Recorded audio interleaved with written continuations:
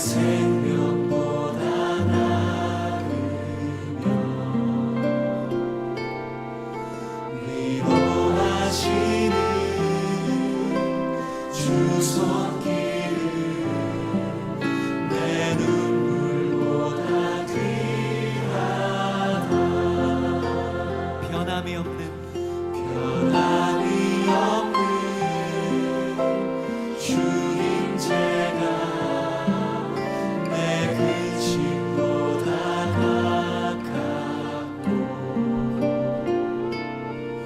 주님 흘리신 그 보혈은 내 상처보다 진하다. 결국 내 주님과 함께 사는 것 나의 영원한 소원. 주의 아름다움 안에 사는 것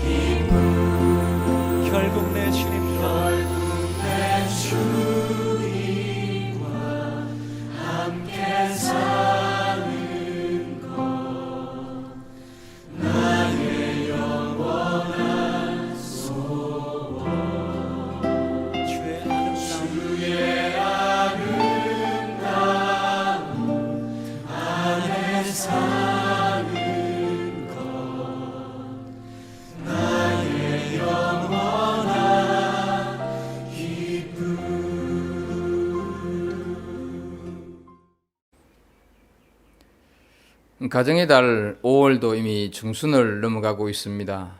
한 주간 동안 평안하셨습니까?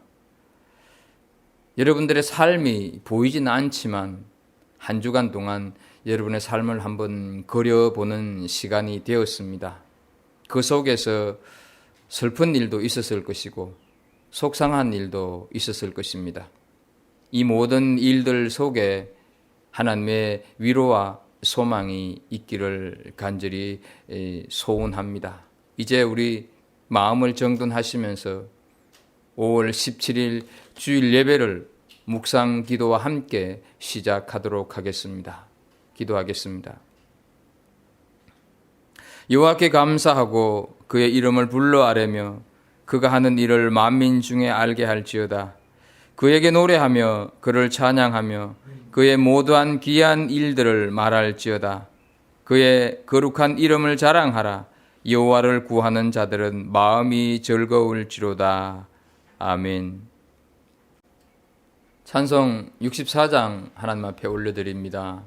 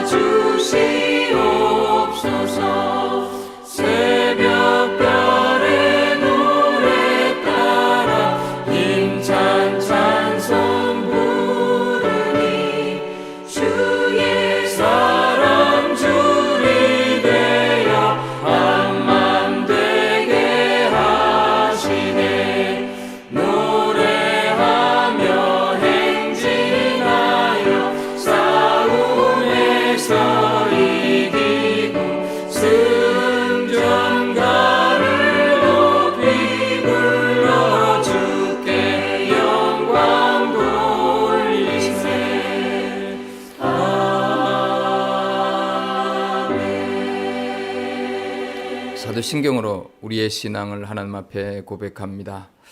전능하사 천지를 만드신 하나님 아버지를 내가 믿사오며 그 외아들 우리 주 예수 그리스도를 믿사오니 이는 성령으로 잉태하사 동정녀 마리아에게 나시고 본디오 빌라도에게 고난을 받으사 십자가에 못 박혀 죽으시고 장사한 지 사흘 만에 죽은 자 가운데서 다시 살아나시며 하늘에 오르사 전능하신 하나님 우편에 앉아 계시다가 저리로서 산자와 죽은 자를 심판하러 오시리라. 성령을 믿사오며 거룩한 공회와 성도가 서로 교통하는 것과 죄를 사하여 주시는 것과 몸이 다시 사는 것과 영원히 사는 것을 믿사옵나이다. 아멘. 찬송 298장 하나님 앞에 드립니다.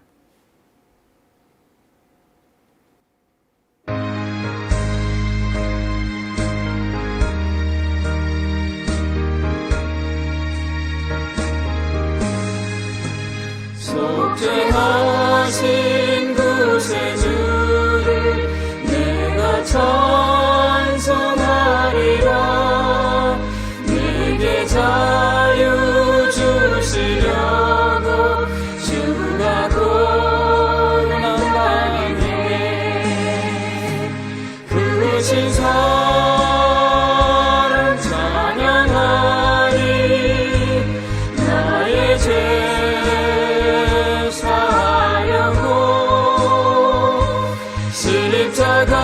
십자가에 죽임당한 나의 주 찬양하리. 내가 구원받은 증거 기뻐 전파하리라. 내 죄 모두 담당하신 주의 사랑 구셔라. 그 신사랑 찬양하리. 나의 죄 사하려고 십자가에 죽임당한 나의 주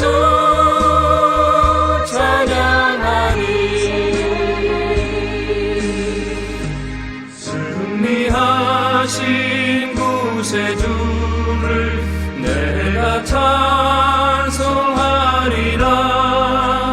죄와 죽음 지옥 권세 주가 모두 이겼네. 그 신사랑 찬양하리. 나의 죄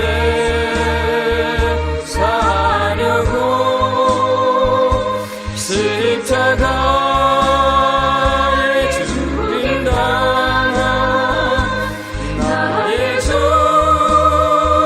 찬양하리.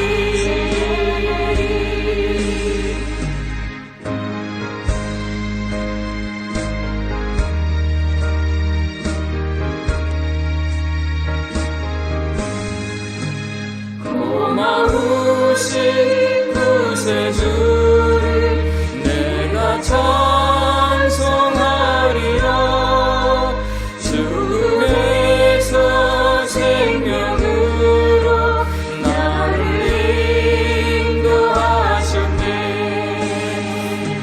그 신사랑 찬양하리. 나의 죄 사하려고 십자가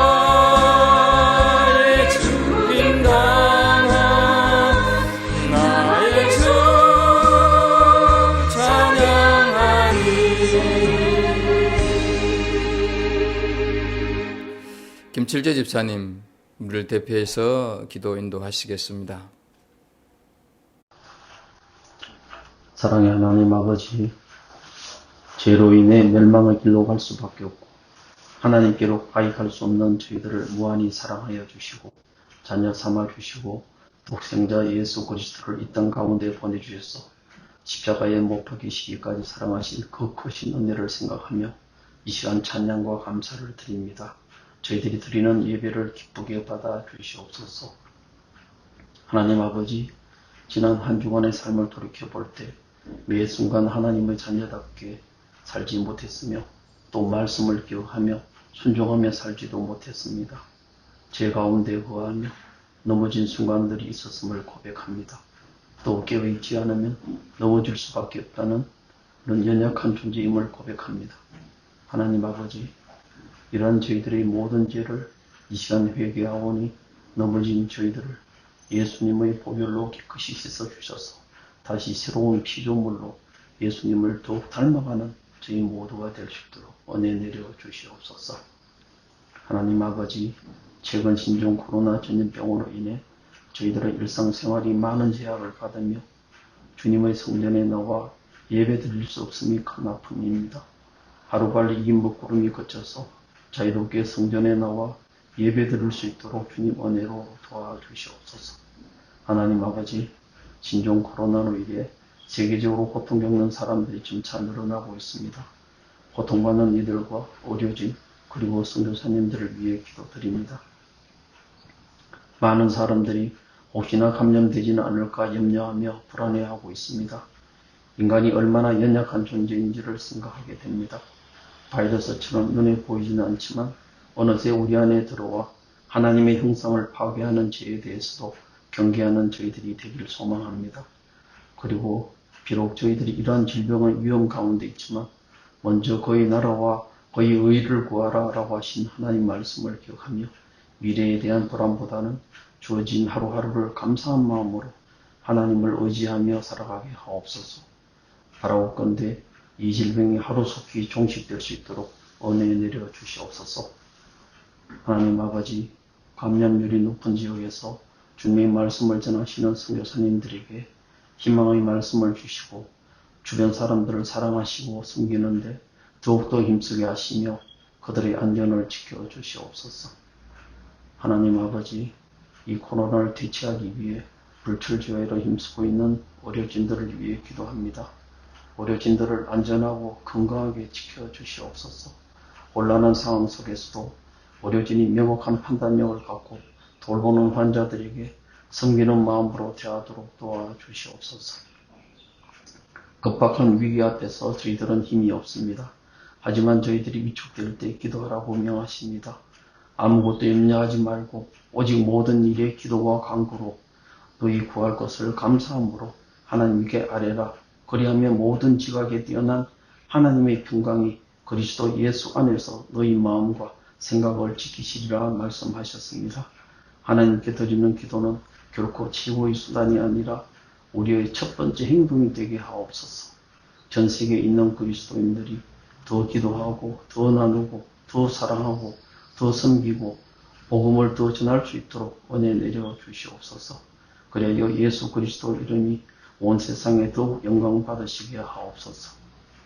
하나님 아버지, 오늘 말씀을 전하시는 이태한 목사님에게 영육간에 강건케 하시며 성령의 능력을 더하여 주셔서 오직 하나님의 진리의 말씀을 전하게 하시며 그 말씀을 듣는 저희들은 더욱더 겸손한 마음으로 잘 듣고 삶 속에서 잘 적용하여 이웃을 잘 섬길 수 있는 저희들 다 되게 하옵소서. 아울러 청년부를 섬기는 이성철 목사님, 이성원 목사님에게도 똑같은 은혜로 지켜주시옵소서. 오늘도 저희가 드리는 이 예배가 온 마음과 뜻과 정성을 다하여 드리는 예배가 되게 하여 주시옵소서. 이 모든 말씀 우리를 죄에서 구원하신 우리 주 예수 그리스도 이름으로 간절히 기도드립니다. 아멘. 오늘 하나님께서 우리에게 주시는 말씀입니다. 구약성경 창세기 6장 9절부터 22절 말씀입니다. 구약 창세기 6장 9절부터 22절 말씀, 우리 함께 이 말씀을 같이 읽도록 하겠습니다. 창세기 6장 9절부터 마지막 절 22절까지 함께 읽어 내려가도록 하겠습니다. 이것이 노아의 족본이라. 노아는 의인이요 당대의 완전한 자라. 그는 하나님과 동행하였으며 세 아들을 낳았으니 셈과 함과 야벳이라. 그때 온 땅이 하나님 앞에 부패하여 포악함이 땅에 가득한지라. 하나님이 보신즉 땅이 부패하였으니 이는 땅에서 모든 혈육 있는 자의 행위가 부패함이었더라. 하나님이 노아에게 이르시되 모든 혈육 있는 자의 포악함이 땅에 가득함으로 그 끝날이 내 앞에 이르렀으니 내가 그들을 땅과 함께 멸하리라. 너는 고페르 나무로 너를 위하여 방주를 만들되 그 안에 칸들을 막고 역청을 그 안팎에 칠하라. 네가 만들 방주는 이러하니 그 길이는 300규빗, 너비는 50규빗, 높이는 30규빗이라. 거기에 창을 내되 위에서부터 한 규빗에 내고 그 문은 옆으로 내고 상중하 3층으로 할지니라. 내가 홍수를 땅에 일으켜 무릇 생명의 기운이 있는 모든 육체를 천하에서 멸절하리니 땅에 있는 것들이 다 죽으리라. 그러나 너와는 내가 내 언약을 세우리니 너는 내 아들들과 내 아내와 내 며느리들과 함께 그 방주로 들어가고 혈육 있는 모든 생물을 너는 각기 암수 한 쌍씩 방주로 이끌어들여 너와 함께 생명을 보존하게 하되 새가 그 종류대로 가축이 그 종류대로 땅에 기는 모든 것이 그 종류대로 각기 둘씩 네게로 나오리니 그 생명을 보존하게 하라. 너는 먹을 모든 양식을 네게로 가져다가 저축하라. 이것이 너와 그들의 먹을 것이 되리라. 노아가 그와 같이 하여 하나님이 자기에게 명하신 대로 다 준행하였더라. 아멘. 2016년 11월 초 미국의 유명한 존 메가더 목사님이 설교 중에 이런 말을 했습니다. 이미 미국은 타이타닉호가 되었다.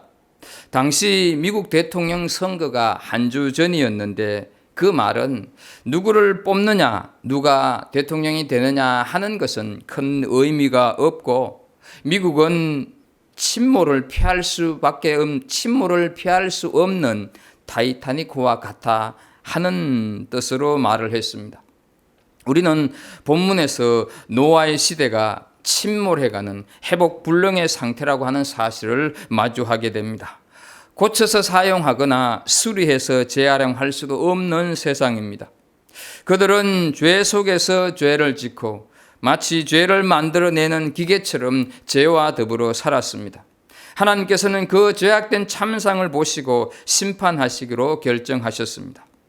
그리고 그 심판은 분명하며 틀림이 없으며 후회도 없으시며 돌이키지도 않으시겠다는 뜻으로 7절에 썰어버리겠다, 13절에 멸하리라, 17절에 멸절하리라 반복하여서 말씀을 하고 있습니다. 특히 13절에서 그 끝날이 내 앞에 이르렀으니 하는 말씀은 끝이다, 마지막이다 하는 뜻으로 120년간의 유예 기간이 지났다, 이 사악한 땅을 심판하시고야 말겠다고 하는 아주 강한 의지의 표현입니다. 더 이상 하나님께서는 보고 계실 수가 없었던 것입니다. 여러분, 지금은 은혜의 때고 지금은 구원의 날이라고 하는 것을 기억하십니까? 하나님께서는 지금 문을 활짝 열어놓고 계십니다. 그래서 고린도후서 6장 2절에 이러시되 내가 은혜 베풀 때 너에게 듣고 구원의 날에 너를 도왔도다 하셨으니 보라 지금은 은혜 받을 만한 때요 보라 지금은 구원의 날이로다 말씀을 하고 있습니다. 기회는 아무 때나 주어지는 것이 아닙니다. 건강할 때, 물질이 있을 때, 일할 만한 여건이 될 때 주저하지 말고 우리는 주님이 기뻐하시는 삶을 살아가야 할 것입니다. 시간이, 세월이 내 몸이 기다려주지 않습니다. 지금이 바로 그때입니다. 그런데 심판을 면할 길이 없는 그 불의하고 사악한 세상에도 하나님의 눈에 쏙 든 한 사람이 있었으니 바로 노아였습니다. 오늘은 노아 시대의 참혹한 죄된 실상을 먼저 살피고 그 타락한 세상에서도 구별된 삶을 살았던 노아의 생애를 들여다보겠습니다. 그리고 노아가 만든 방주의 특징과 그 의미를 오늘날 우리들에게 한번 적용을 해 보도록 하겠습니다. 첫째로 노아 시대 사람들의 죄의 실상입니다. 그때 그 죄의 실상은 한마디로 부패와 포악이었습니다. 11절과 12절입니다. 그때 온 땅이 하나님 앞에 부패하여 포악함이 땅에 가득한지라 하나님이 보신즉 땅이 부패하였으니 이는 땅에서 모든 혈육 있는 자의 행위가 부패함이었더라 말씀하고 있습니다. 여기서 우리가 주목해야 할 단어는 조금 전에 말씀을 드린 대로 부패와 포악입니다. 노아 시대의 죄악상을 단적으로 나타내는 말입니다. 이 말이 5번이나 반복될 만큼 악한 시대였습니다. 여기서 부패는 음식이 썩었다고 하는 말이 아닌 성적인 부패를 뜻하는 말입니다. 또 하나 포악은 폭력이라고 하는 말입니다. 세번역과 공동번역에는 무법천지다 이렇게 번역을 하고 있습니다. 이 악의 참상을 하나님께서 보셨습니다. 얼마나 세밀하고 얼마나 구체적으로 보셨는지 11절에 하나님 앞에, 12절에서 하나님이 보신 적, 13절에 내 앞에라고 말씀을 하고 있습니다. 그래서 하나님께서는 심판할 수밖에 없었다 하는 것이죠. 오늘날도 성적인 타락과 도덕적인 이 무법천지, 도덕적인 포악함은 노아 시대를 방불케 하고 있습니다. 지난주 미국에서 동성간 결혼한 두 여성이 아기를 갖기를 원해서 어떤 사람으로부터 정자를 기증받아서 인공수정으로 임신에 성공했다고 활짝 웃는 모습이 인터넷 기사로 났습니다.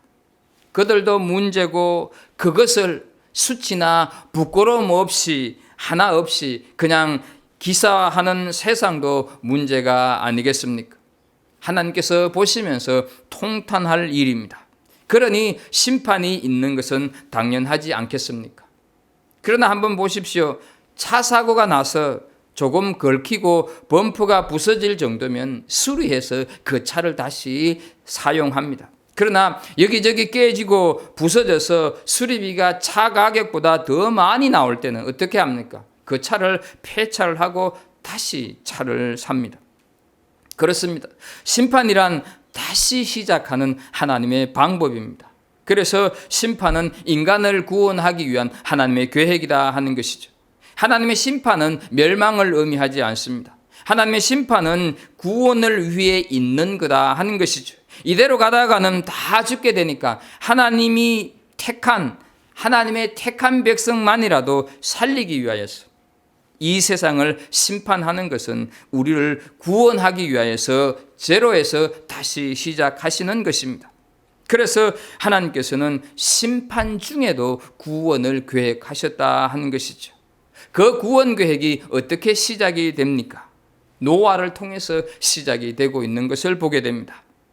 그 노아의 구별된 삶을 두 번째로 살펴보도록 하겠습니다. 9절에 보게 되면 이것이 노아의 족본이라 노아는 의인이요 당대의 완전한 자라 그는 하나님과 동행하였으며 라고 말씀을 하고 있습니다. 노아는 3가지 구별된 삶을 살았다 하는 것을 알 수가 있습니다. 먼저 노아는 어려운 삶을 살았습니다. 그 타락한 시대에 노아가 어떻게 어려운 삶을 살 수 있었다 생각을 하십니까? 우리는 지난 시간에 살펴본 8절을 한번 유심히 볼 필요가 있습니다. 창세기 6장 8절을 보게 되면 그러나 노아는 여호와께 은혜를 입었더라 말씀합니다. 여기서 그러나는 시대의 상황과 상태에 상관이 없이라는 말이 되는 것입니다. 그 시대가 죄악으로 가득 차 있었지만 노아는 여호와께 은혜를 입은 덕택에 그러지를 않았다 하는 것이죠. 그 세대 사람들과 확실하게 다른 삶을 살았다 하는 것이죠. 성경에서 은혜라고 하는 말이 노아에게 처음 사용되고 있다 하는 것에 우리는 유의해야 합니다. 물론 아담과 하와가 죄를 범했을 때 죽을 것이라 했지만 죽지 않고 오히려 가죽옷을 지어서 입혔습니다. 살인자 가인을 다른 사람들이 해코지 못하도록 이마에 표를 주어서 보호하신 것도 은혜입니다. 아담에게 셋을 주셔서 하나님의 구원 역사가 계속되도록 하는 것도 은혜입니다. 하지만 노아에게 은혜라고 하는 말이 분명하게 언급되었다 하는 데서 중요하다 하는 것이죠. 노아가 의인이라고 인정받은 것은 그의 인간적인 자질, 그의 행동, 그의 업적 때문이 아니라 하나님의 은혜 때문입니다. 우리가 하나님께 구원받을 수 있었던 것은 하나님께서 우리를 어렵다고 칭해 주셨기 때문입니다. 그래서 무엇보다도 하나님께 은혜 받는 인생이 되는 것이 중요하다 한 것이죠. 은혜라고 하는 말이 노아에게 처음 사용된 것처럼 어려움이라고 하는 말도 노아에게 처음 사용되었습니다. 이것은 우연이 아니라 어려움이 은혜의 첫 열매다 하는 것이죠. 하나님으로부터 은혜를 입은 자는 그 시대 가운데서 어려움의 열매를 하나님께 드리는 자가 된다 하는 것이죠. 노아는 하나님께 은혜 입은 자가 어떻게 살아가야 하는지를 알고 있었습니다. 하나님께 받은 은혜를 통해서 타락으로 얼룩진 그 시대에 하나님 자녀의 삶이 무엇인지 자신의 어려움을 통해서 흘러보냈다 하는 것이죠. 그렇습니다, 여러분. 노아처럼 우리도 내 죄 때문에 십자가에 죽으신 예수 그리스도의 은혜에 합당하게 이 세상 사람들과는 다른 하나님의 자녀다운 삶이 뒤따라야 한다 하는 것이죠. 아무도 하나님을 알지 못하고 자신이 하나님이 되어서 오직 죄악만을 탐하는 그 시대에 노아는 홀로 하나님을 닮은 삶을 살았다 하는 것이죠. 그 자녀다운 삶, 노아처럼 살아간 삶이 바로 어려움이다 하는 것이죠. 노아의 이런 어려운 삶에 대해서 베드로후서 2장 5절에서 이렇게 우리들에게 증언해 주고 있습니다. 옛 세상을 용서하지 아니하시고 오직 의를 전파하는 노아와 그 7 식구를 보존하시고 경건하지 아니한 자들을 세상에 홍수로 내리셨으며 라고 말씀을 합니다. 노아는 단순히 어려운 자로서 자신의 삶만 추구한 것이 아니라 죄악이 가득한 그 시대에 하나님의 의가 무엇이고 은혜가 무엇인가 하는 것을 전파하는 자로 살아갔다 하는 것이죠. 노아의 또 하나 구별된 삶은 당대의 완전한 자라고 9절에서 말씀을 합니다. 완전하다의 히브리어 뜻은 흠이 없다 하는 말입니다. 우리는 흠이 없다, 완전하다 하면 부담부터 갖습니다. 어떻게 사람이 완전할 수가 있나? 어떻게 사람이 흠이 없을 수가 있나? 하는 생각이 앞서기 때문입니다. 그러나 노아에게 죄가 없어서 완전하다고 하는 뜻은 아닙니다. 하나님의 은혜를 입었기에 그 당시 사람들에 비해 완전했다 하는 것입니다. 그러나 우리가 한번 생각을 해본다면 실제로 당대의 사람들이 노아를 어떻게 보고 평가를 했을까요? 노아는 정말로 우리하고는 다른 훌륭한 사람이다. 노아는 완전한 사람이다. 이렇게 칭송을 하였을까요? 그렇지는 않았을 것입니다. 전혀 다른 반응을 보였을 것입니다. 왜 그렇습니까? 세상은 자기에게 좋게 해주는 사람을 좋아합니다. 자기와 다른 삶을 사는 것을 싫어합니다. 분명 노아는 당시 사람들과는 다르게 살았을 것입니다. 그러므로 하나님 앞에 의인으로 인정받았다 하는 것이죠. 따라서 노아는 어쩌면 그 시대 사람들부터 왕따가 되는 그런 삶을 살았을 것입니다. 세상을 따랐다면 하나님께서 인정해 주셨겠습니까? 세상은 다수의 사람들이 사는 방법을 옳은 길이라고 합니다. 많은 사람이 하다 보면 그것이 유행이 되고 대세가 되는 것이 오늘날의 세상입니다. 옳고 그름이 없습니다. 많은 사람이 하는 것이면 그것이 바로 옳은 것이 되고 마는 것이 오늘날의 세상입니다. 그러나 하나님은 로마서 12장 2절에서 분명히 말씀을 합니다. 너희는 이 세대를 본받지 말고 오직 마음을 새롭게 함으로 변화를 받아 하나님의 선하시고 기뻐하시고 온전한 뜻이 무엇인지 분별하도록 하라 말씀을 하고 있습니다. 세상은 노아를 고집불통이라고 놀렸을 것입니다. 세상은 노아가 잘못 살고 있다고 조롱했을 것입니다. 세상은 노아가 잘못된 집착에 빠져 있다고 했을 것입니다. 하지만 노아는 그 기준이 하나님께 두었기 때문에 완전한 자로 살아갔다 하는 것이죠. 어떻게 노아처럼 살 수 있을까라고 고민을 하십니까? 노아가 완벽한 사람이 아니라 하나님의 은혜를 입었기 때문에 완전한 자가 되었다고 하는 데서 우리도 노아처럼 살 수 있다고 하는 소망, 우리도 노아로 살아갈 수 있다고 하는 용기를 얻을 수 있지 않습니까?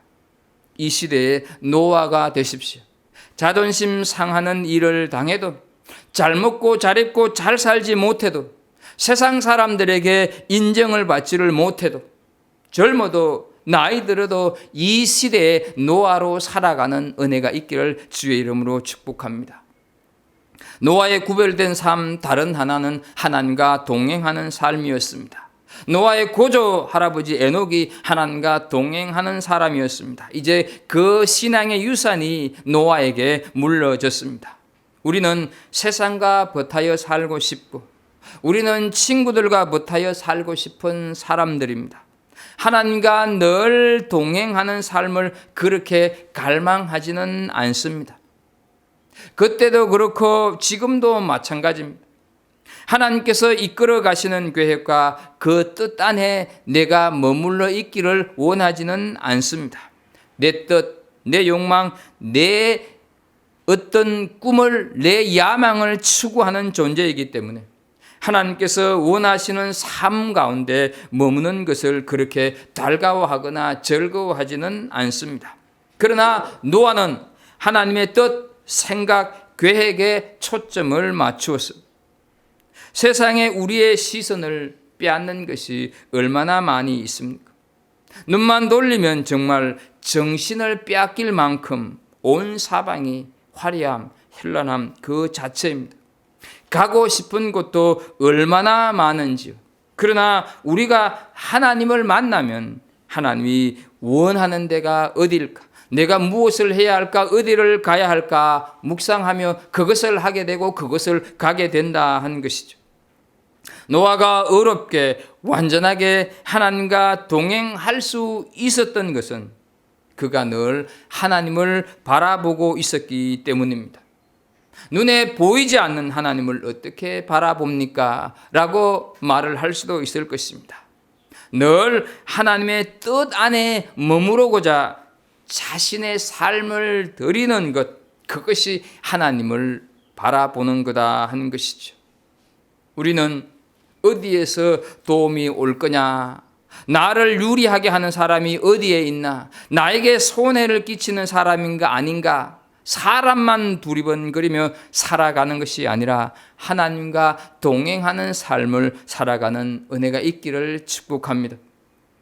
이렇게 구별된 삶을 산 노아가 방주를 만들으라고 한 하나님의 말씀을 듣고 어떻게 했습니까?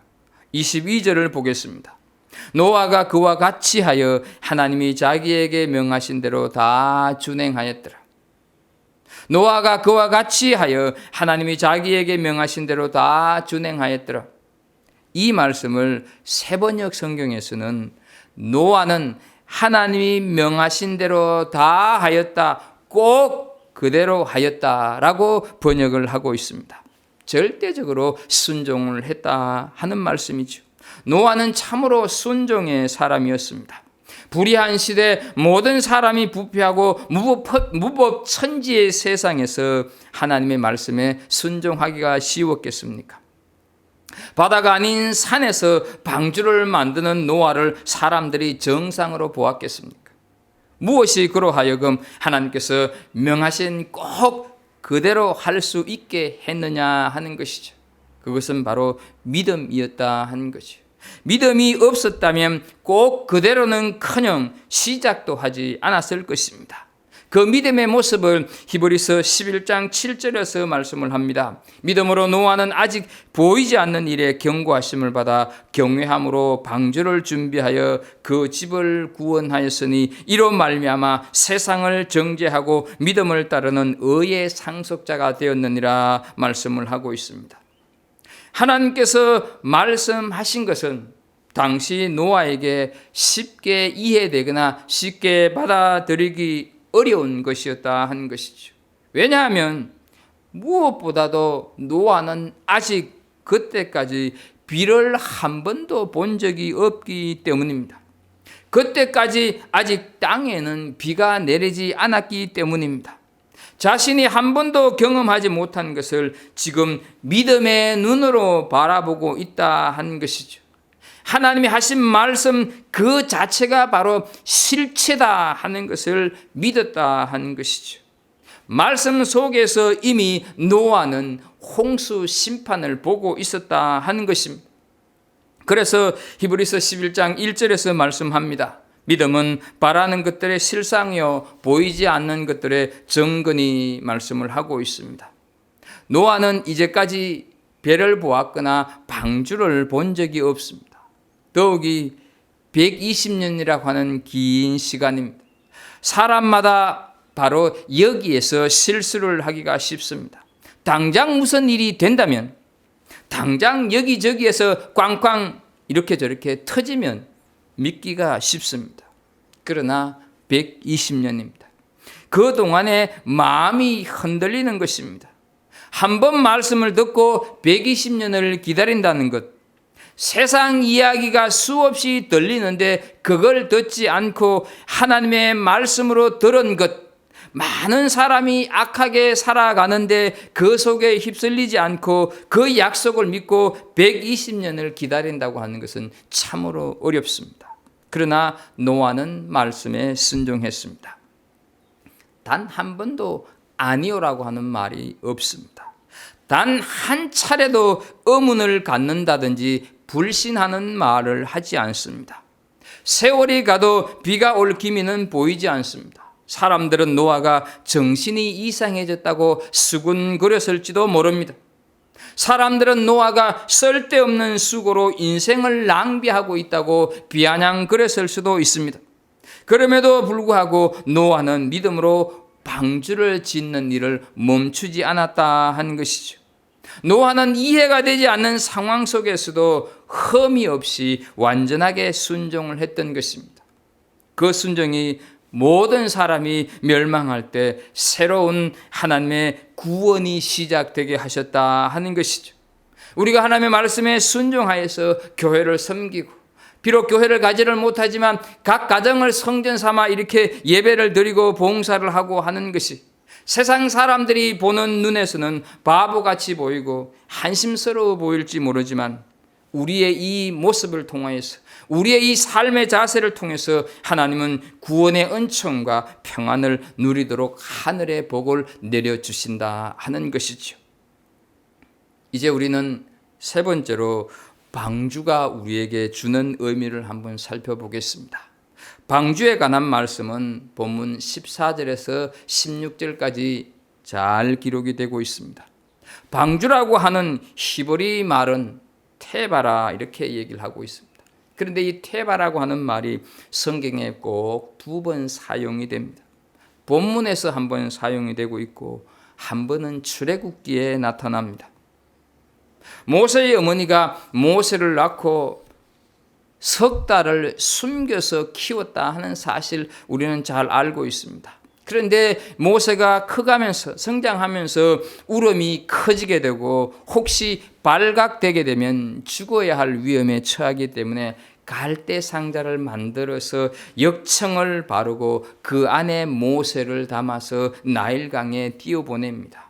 그 갈대 상자가 바로 히브리 말로 테바라 이렇게 얘기를 하고 있습니다. 여러분, 창세기를 기록한 이 모세가 방주라고 하는 말을 들었을 때 어떤 생각이 들었겠습니까? 내가 살아난 그 상자, 내가 구원받은 그 상자, 그 방주구나 생각을 하면서 감격스러웠지 않겠습니까? 그래서 우리는 방주가 배가 아니다 하는 것을 알 수 있습니다. 배는 물의 저항을 조금이라도 덜 받게 하기 위하여서 유선형으로 만들지만 방주는 그냥 성냥갑처럼 생겼다고 이해를 하면 되겠습니다.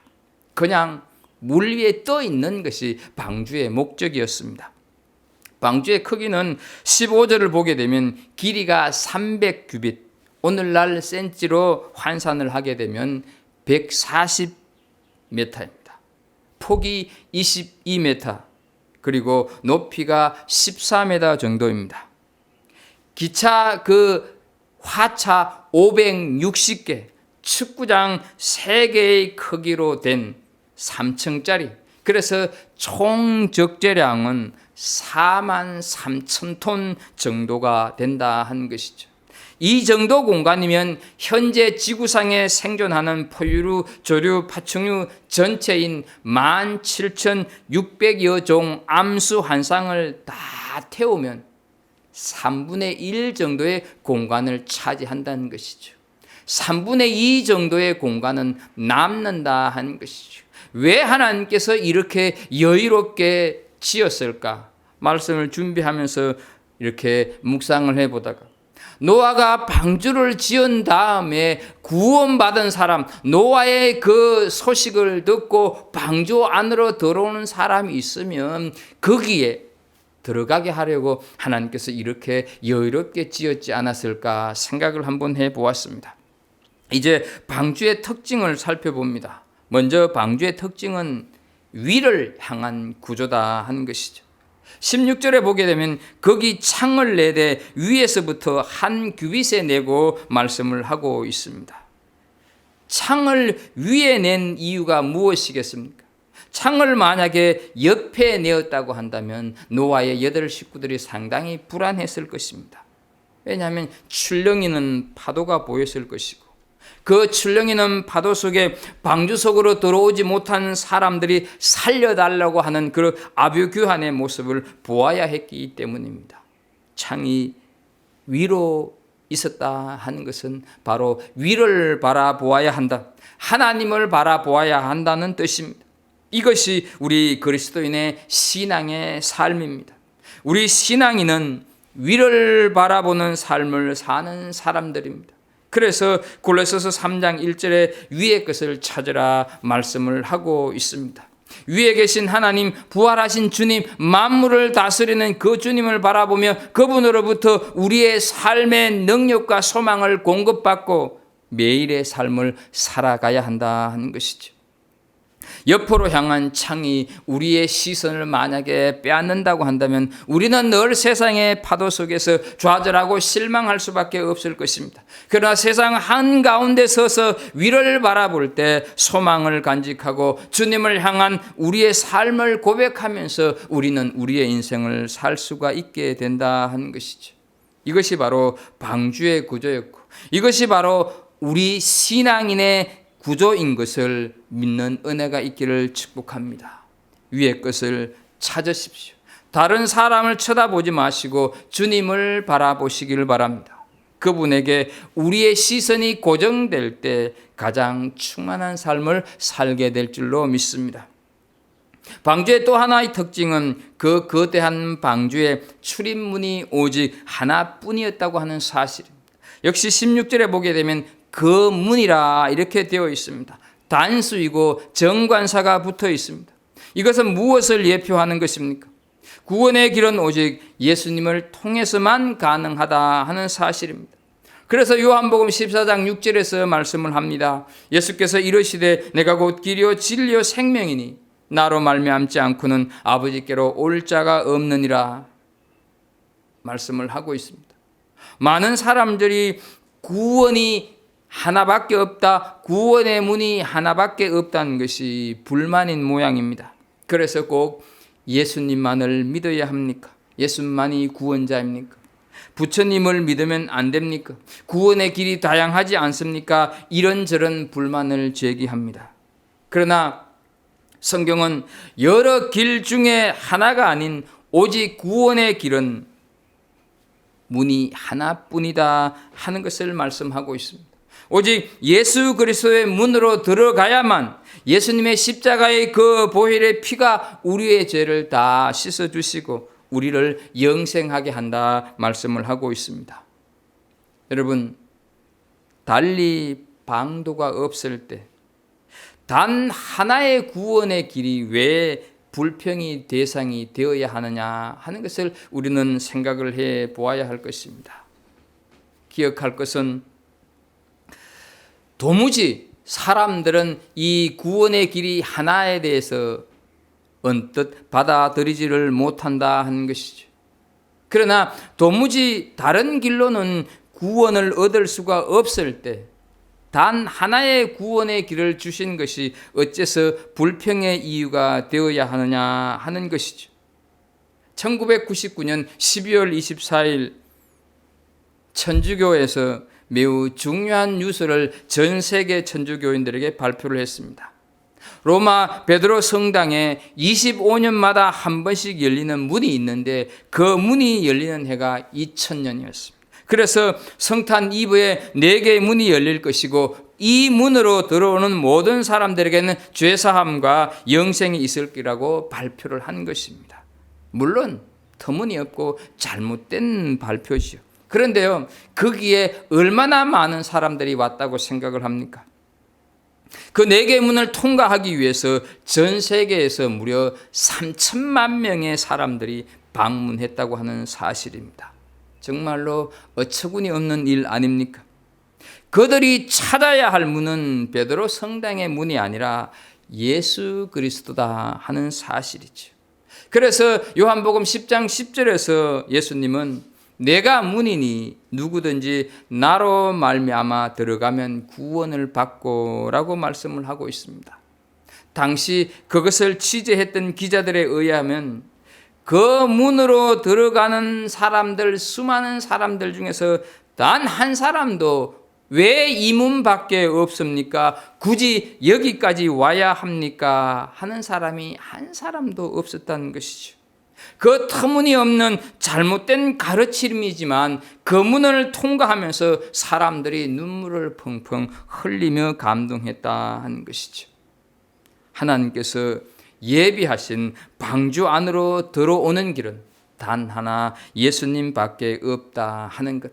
그 문을 반드시 통과해야 한다 하는 것입니다.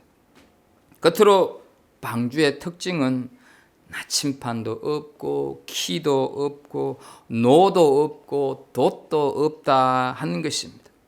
이것은 방주 안에 있는 사람이 자기의 갈 방향과 속도를 결정할 수 없다 하는 뜻입니다. 방주는 조금 전에 말씀드린 대로 그냥 떠 있는 것이 목적입니다. 가고 안 가고는 배 안에 있는 사람들, 방주 안에 있는 사람들의 의지와는 상관이 없습니다. 인간의 삶이 전적으로 하나님에게 달려있다 하는 뜻입니다. 그러니 내가 내 인생을 결정하고 내 의지대로 인생을 살려고 해서는 안 된다 하는 것이죠. 방주 안에 있으면, 하나님 안에 있으면 하나님께서 인도하신다 하는 것이죠. 방주 안에 들어가면 자신의 힘으로 방주를 움직이게 할 수 있는 것은 아무것도 없다 하는 것이죠. 어린 모세를 태웠던 방주 갈대 상자를 보십시오.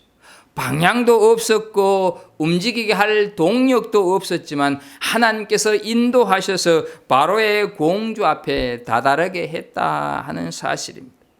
예수 믿는다고 하는 것은 방주 안으로 들어가는 것입니다. 방주 안에 들어간 사람이 할 일은 하나님만 바라보는 것입니다. 하나님만 신뢰하고 그분의 인도하심대로 따라가는 것입니다. 내 능력으로 어떻게 해보려고 하는 것은 발부둥 치는 것에 불과합니다. 하나님을 신뢰하지 않으면 방주가 싫고 방주가 답답하고 방주가 거추장스럽게 느껴지지만 하나님을 신뢰하고 나아가게 되면 그 방주를 통해서 생명을 얻게 되고 구원을 받게 되고 새로운 믿음의 족보를 이루고 만들어가는 축복을 얻게 될 줄로 믿습니다. 우리 인생의 향해를 하나님께 맡기십시오. 그리고 그분 안에서 잠잠히 기다리십시오. 멀지 않아 소망의 포구, 회복의 포구에 이르게 될 줄로 믿습니다. 설령 아무것도 보이지 않고 아무 소리도 들리지 않아도 우리에게는 모든 것을 볼 수 있는 믿음의 눈이 있습니다. 우리에게는 하나님의 말씀을 들을 수 있는 귀가 있습니다. 그러므로 병들고 지치고 실패하고 인생길이 보이지 않아서 답답할 때도 두려워하지 않기를 축복합니다. 내 삶의 항해의 끝이 되시는 주님이 우리 인생 항해의 방향이 되어주시고 동력이 되어주셔서 하나님께서 원하시는 소원의 항구로 인도해 주실 것입니다. 썩어진 세상에서 노아처럼 어렵게 살아가십시오. 완전하게 살아가시고 하나님과 동행하십시오. 오직 예수의 문으로 들어가 위를 바라보면서 살아갈 수 있기를 바랍니다. 그리고 예수 방주 안에서 하나님을 신뢰하며 인생의 항해를 마치는 복된 성도들이 되기를 예수 그리스도 이름으로 축복합니다. 기도하겠습니다. 하나님 아버지, 오늘 우리에게 이 노아처럼 또 노아가 만들었던 방주를 통하여서 주시는 말씀을 듣습니다. 하나님 은혜를 입은 우리들이 노아처럼 정말로 어렵게 완전하게 하나님과 동행하는 삶을 살아가게 하시고, 오직 구원의 문, 구원의 방주는 예수 그리스도밖에 없음을 믿고, 우리 인생을 정말로 구원의 문이시고 우리에게 구원을 주시는 예수님께 다 맡기는, 그래서 정말로 예수님의 인도함만 받는 우리 인생 항해가 될 수 있게 하여 주옵소서. 예수님의 이름으로 기도하옵나이다. 아멘. 찬송 430장 드리겠습니다.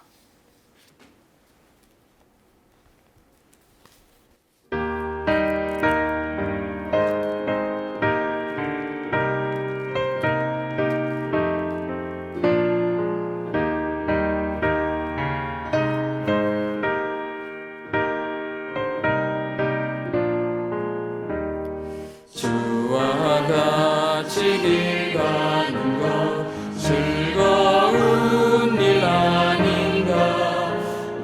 우리 주님 걸어가신 발자취를 밟겠네. 한 걸음 한 걸음 주 예수와 함께 날마다 우리 걸어가리. 우리 나이 같은 우리 미련하고 약하나 주의 손에 이끌리어 생명길로 가겠네. 한 걸음 한 걸음 주 예수와 함께 날마다 날마다 우리 걸어가리. 비는 들판이나 험한 골짜기라도 주가 인도하는 대로 주와 같이 가겠네. 한 걸음 한 걸음 주 예수와 함께 날마다 날마다 우리 걸어가리. 지자의 것같이 우리들도 천국에 들려 올라갈 때까지 주와 같이 걷겠네.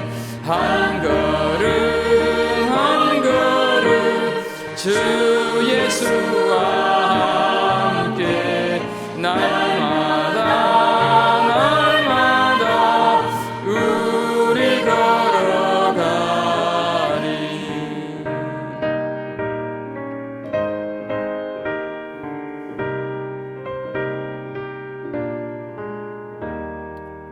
여러분들이 하나님 앞에 드린 예물을 위해서 봉헌 기도하겠습니다. 하나님 아버지, 오늘도 우리가 우리의 가정을 성전 삼아 하나님 앞에 마음과 뜻과 정성을 다하여서 하나님을 예배합니다. 하나님, 이 예배를 받아주시고 하나님께 기쁨이고 저희들에겐 하는 은혜의 시간이 되게 해주시니 감사합니다. 하나님, 바깥 출입을 잘 하지 못하는 가운데도 있지만 하나님께서 지켜주시고 보호해 주심에 감사하여서 하나님 예배를 드리면서 이 귀한 것을 하나님 앞에 물질을 예물로 드리오니 하나님 이 예물을 받아 주옵소서. 드린 손길들 하나님께서 약속하신 복이 풍성히 넘치게 해주시고 행여 드리지 못한 손길 위에도 하나님 그 마음을 아시기에 위로하여 주시기를 간절히 바라옵고 소원합니다. 예물이 사용되어지는 곳에 하나님의 크고 놀라운 역사가 일어나게 해 주옵소서. 오늘도 하나님 각 가정에서 이모저모로 마음으로 준비해서 예배하는 우리 모든 믿음의 식구들, 저들의 하나님 자녀손들 위에 생업 위에 복의 복을 더하시고 하나님이 주시는 그 한량없는 은혜가 넘치게 하여 주옵소서. 하나님 육신의 연약함 때문에 힘들어하고 지쳐있는 우리 믿음의 지체들, 하나님 저들의 그 간구와 저들의 그 탄원을 보시고 긍휼을 베푸시고 자비를 베풀어 주시옵소서. 예수 그리스도의 이름으로 기도하옵나이다. 아멘. 교회 소식을 몇 가지 알려드립니다. 락다운이 2단계로 내려왔지만 여전히 우리는 교회에서 예배를 드리지 못하고 있습니다. 또 우리가 사용하고 있는 이 세인트 데이빗 교회의 그 임시 노회장으로 선임된 그린 목사님께서 이 장로 교단 총회에서 지 교회에는 10명 이하도 모이지 말라고 하는 그런 서신이 왔다면서 우리 교회도 적용이 된다 하면서 절대로 교회에서 모이지 말라고 이렇게 메시지가 왔습니다. 우리가 교회에 모여서 예배할 날이 속히 올 수 있기를 위해서 계속 기도해 주시면 고맙겠습니다. 몇 주간 광고를 드렸는데요. 신앙의 토대 성경 공부를 18일 내일부터 각 가정에서 영상으로 시작을 하게 됩니다. 여러분 받으신 교재를 좀 예습을 해 오셔서 내일 영상으로 함께 이 성경 공부가 시작될 수 있도록 해 주시기를 바랍니다. 혹시 지난번에 신청하신 분들 말고 또 하시고 싶은 분이 계시면 좀 이 예배가 마친 다음에 알려주시면 대책을 세우도록 하겠습니다. 교회에서 모이지 못하는 시간이 길어지고 있습니다. 각 공동체장들과 선교회 임원들은 서로 안부와 격려를 이렇게 비대면으로 교제하면서 위로하는 그런 시간을 가져주시면 좋겠습니다. 주일 예배는 교회 홈페이지나 또 주일날 오전에 여러분들에게 전달되는 카톡으로 전달되는 주소를 링크하시면 참여할 수가 있습니다. 그리고 온라인으로 헌금하실 분들 예금주와 예금구자를 잘 참고해서 보내주시고 그렇지 않은 분들 나중에 함께 모여 예배 드릴 때 하나님 앞에 드렸으면 좋겠습니다. 공식적인 건 아니지만 금주에 성경 묵상이 계속 진행이 되고 있습니다. 틈틈이 이 말씀을 함께 읽어 내려가 주시면 좋겠습니다. 교회 소식 이상입니다. 이제 응답송 후에 축도로 예배를 마치도록 하겠습니다.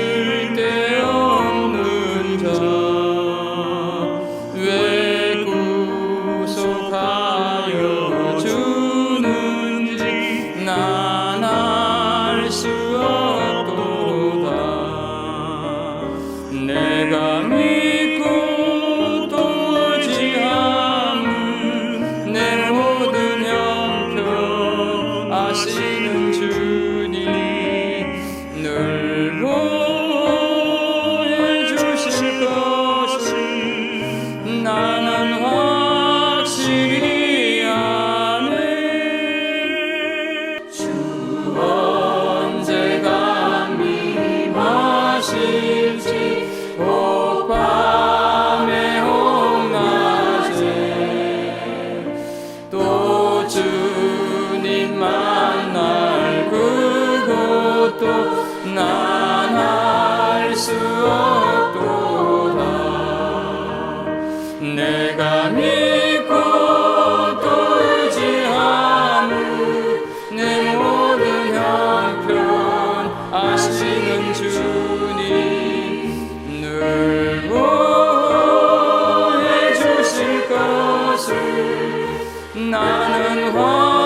확실히 아네.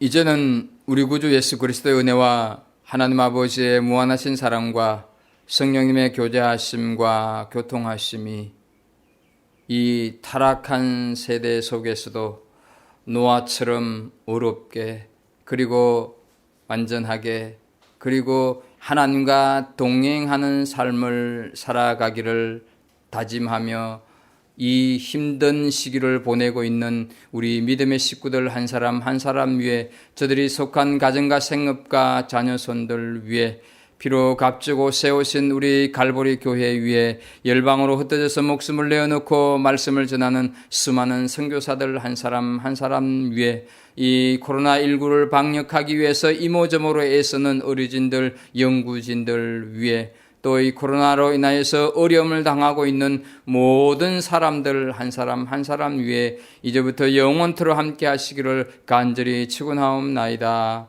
아멘.